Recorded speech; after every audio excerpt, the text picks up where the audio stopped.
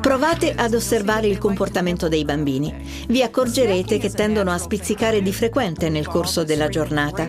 Fare spuntini è una cosa naturale, quindi siamo animali che tendono a nutrirsi con frequenza, piuttosto che consumatori di pochi pasti al giorno. Fare spuntini non è necessariamente una cattiva abitudine, a condizione che scegliamo i cibi giusti.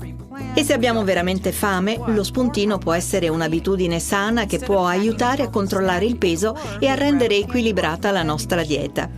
Il modo in cui facciamo spuntini, però, può essere un problema, visto che tendiamo a farli di corsa e quindi non li pianifichiamo, non stiamo attenti a cosa mangiamo né a quanto mangiamo.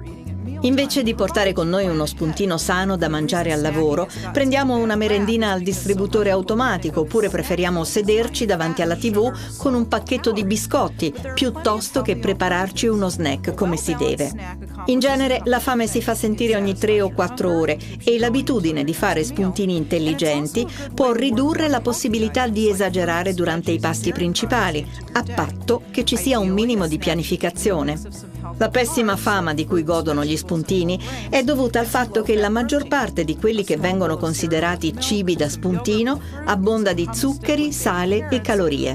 Invece, dobbiamo ricordare che le alternative salutari esistono e sono molte. Lo spuntino, se equilibrato, svolge 2 funzioni importanti. Placa la fame aiutandoci ad arrivare al pasto successivo ed è un'occasione per consumare cibi sani come frutta e verdura. Uno spuntino dovrebbe contenere dei buoni carboidrati come frutta, verdura o cereali integrali e delle proteine con pochi grassi. Una piccola scodella di latte e cereali, un po' di yogurt e frutta, una salsa hummus con carotine e bevi o una scatoletta di tonno con cracker integrali sono tutte opzioni che contengono proteine e fibre sufficienti a saziarci.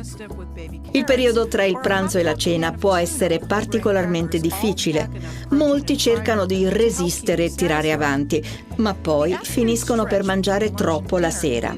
Invece di un piccolo spuntino, provate a fare un secondo pranzo, qualcosa di un po' più sostanzioso come un frullato proteico o un mini pasto ipocalorico. Poi magari riducete le porzioni a cena. Cercate di evitare gli spuntini che fate per abitudine e non per fame, ad esempio la sera davanti alla TV. Quando sgranocchiate qualcosa davanti al televisore, siete troppo distratti per fare attenzione a quello che mangiate. Più guardate la TV, più mangiate. Per perdere questa abitudine, cominciate a fare scelte più sane. Un frutto o popcorn preparati con aria calda potrebbero andare bene. Se invece volete smettere del tutto, provate a lavarvi i denti subito dopo cena. In genere si preferisce rinunciare allo spuntino piuttosto che prendere di nuovo in mano lo spazzolino. Meglio ancora sarebbe guardare la TV facendo qualcosa di diverso che mangiare. Create un po' di spazio in soggiorno e fate un po' di stretching o delle flessioni. C'è chi fa un po' di corsa leggera sul posto o dei salti con la corda durante le pause pubblicitarie. Se passate qualche ora davanti al televisore, avete la possibilità di fare un'ottima sessione di attività fisica.